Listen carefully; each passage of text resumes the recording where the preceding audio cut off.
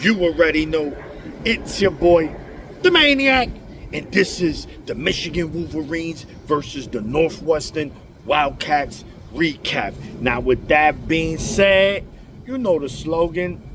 Let's talk about it. Let's talk about it. Yesterday, Michigan defeats Northwestern by a score of 24-22 to move their overall record to 8-2 and 6-1 in conference play. Now look, guys, where to start? This was a wild game. I predicted Michigan to win by a score of 20-13. I wasn't too far, but this was a wild game. Again, this was played at Wrigley Field, the home of the Chicago Cubs. So I said it, there's going to be some magic in this stadium, and we saw magic. Look, let's just give an overall real quick before we get into offense, defense, special teams. We was coming off a bye. This was coming off a bye. And again, I'm not saying this team didn't look well coached. It's something missing with this team. And it's hard to figure out what it is. It's just every week, it seems we make it more difficult than what it is. It hasn't failed, with the exception of the Washington game and Central Michigan. This Michigan team finds a way to keep their opponents in the game. Why?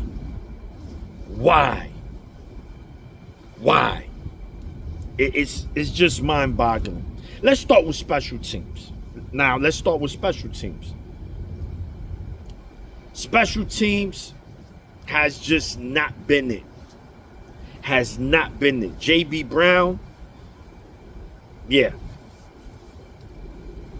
I mean, it's all around. Punt return, kick return, field goals. Our punter, he's mid. I don't know what's going on. Why is that? Last year, we were good special teams. This year just doesn't look good. Savada, what is going on with you, my brother? Listen, I don't know. You know, coming into the season, he had a lot of hype, and deservedly so. I don't know if he had a lot of kitty cat this offseason and the groupies was on him. But man, oh man, Savada, I don't know what's going on with him. He misses a chip shot early in the game. Michigan's first drive, to be exact. Took it right down. He misses a chip shot. Now, by it, the second field goal, that was a 60-yarder, guys. A 60-yarder, 99% of the kickers are missing a 60-yarder, especially in college. So I wasn't really mad about that one. But that chip shot did bother me because that's not the first one this year. But he made the one that counted, and that was the one to win the game. So regardless, you're a hero. Thank you for your services, Savada. Thank you. But brother, I don't know what's going on in there. We have to figure that out. We got 2 games left in the regular season. We got to figure it out. I'm pretty sure we're going to need you in these next 2 games. So that's that. Punt return. Samaj Morgan. Ding. You know the call out, guys. Ding. The call out. Samaj, listen. We've been trying hard to protect you. But there's no more defending, man. I don't know what it is with Samaj, whether we're using him wrong, whether he's just not a good football player. He's average at best. Again, I'm not going to slander his name. I'm just speaking on what I see on the field. And what I see on the field, no bueno. Has not been good. Punt return. Here he go. Beady bing bang. Okay, you miss. Fumble. Abaya, he did recover that, and that was one of the most atrocious One of the most atrocious calls I've ever seen in football, whether it be pro or college. How is it that the official, she runs and she looks, and it looks like Northwestern got it, and you point? Guys, regardless whether you hate Michigan or what, let's call it like it is. You do not call that. There's a pileup. You have to wait to see, then you decide. And who came up with the football? Samaj. So you telling me you can hold it for 3 seconds? Look, I got it. Yeah, I got the ball. That's it. No, it don't work like that. They fighting under there for that ball. That was an atrocious call. And in fact, after that, that's when the momentum for Northwestern started shifting towards them, their momentum. And it was just bad from there. So that's special teams, man. Special teams play bad, but special teams is the reason we won the game. So double-edged sword there.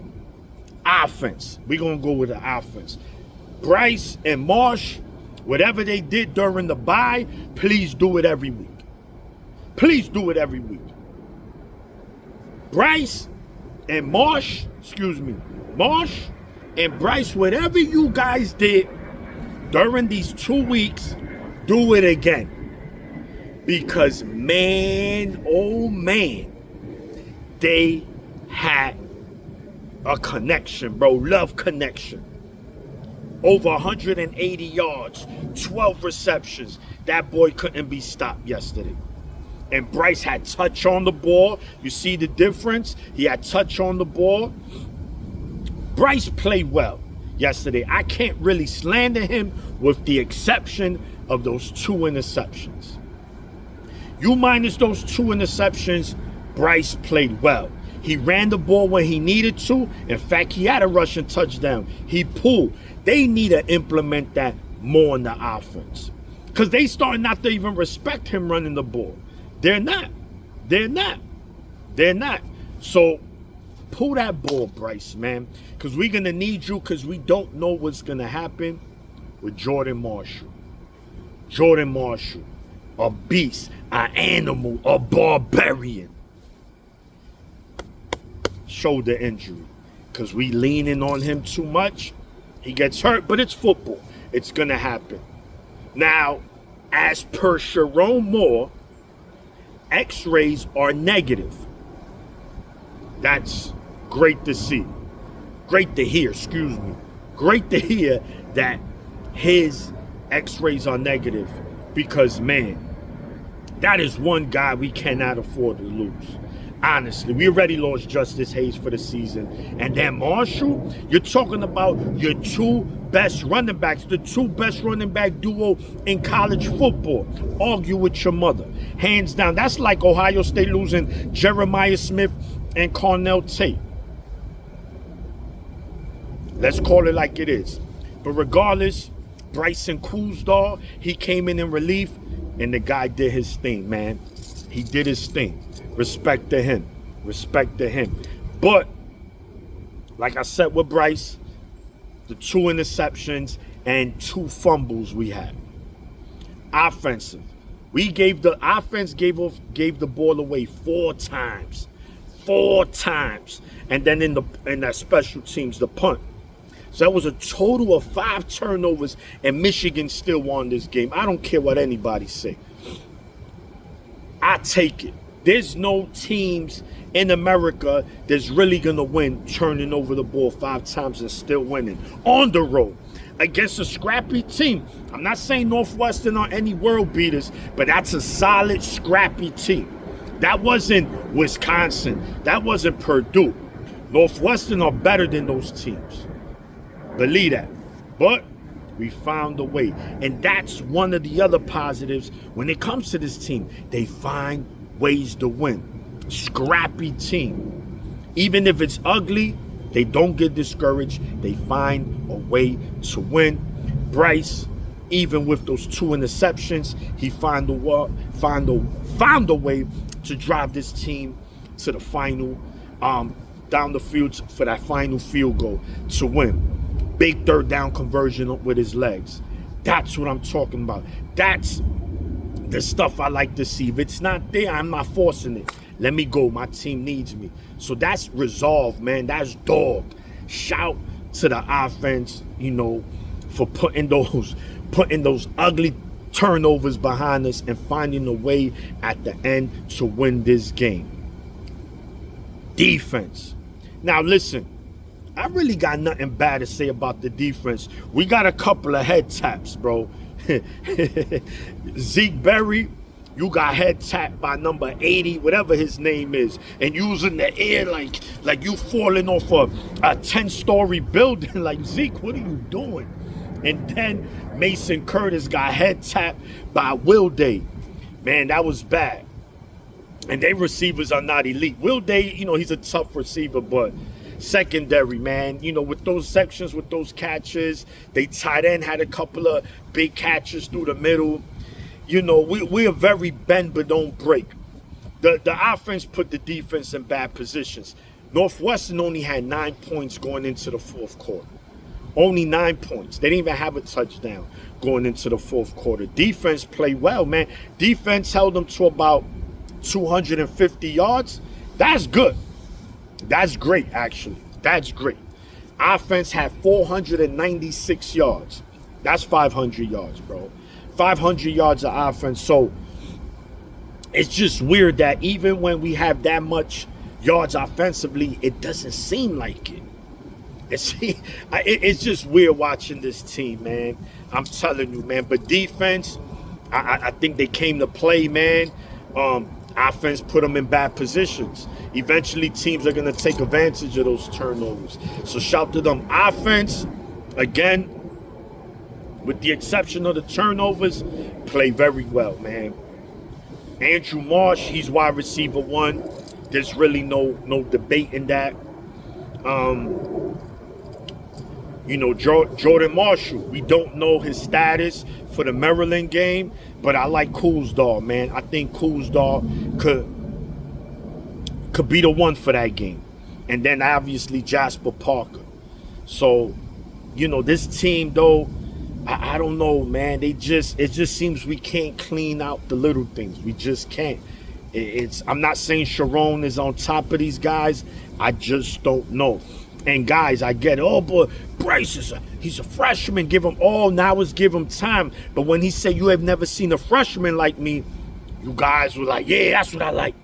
Bro, this is why being humble is very important. It's very important.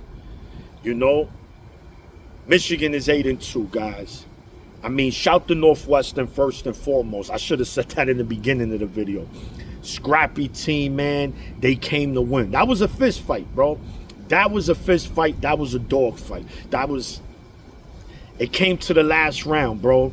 The final second. We got that knockdown with 1 second left, bro. Because we was about to lose, man. We were about to lose, but we found a way to win on the road. You like to see that. And those are the things that this team could carry on in this season and to the future, right? We saw it with that 21 team when McNamara against Nebraska said on the road when we won at Lincoln, he was like, Michigan, no disrespect, usually loses these kind of games in the past. And I've seen many of them. I'm 44. I see many of these Michigan losses. So we got it done, guys. 8-2 on to Maryland. Last road game of the season. Hopefully it's a 12 o'clock game. I don't want to wait for 3:30. If it's a night game, just shoot me. But Michigan gets it done. 8-2, 6-1. Everything's still ahead of them. And that's that, man. It's your boy, the Maniac, and I'm out. Go Blue.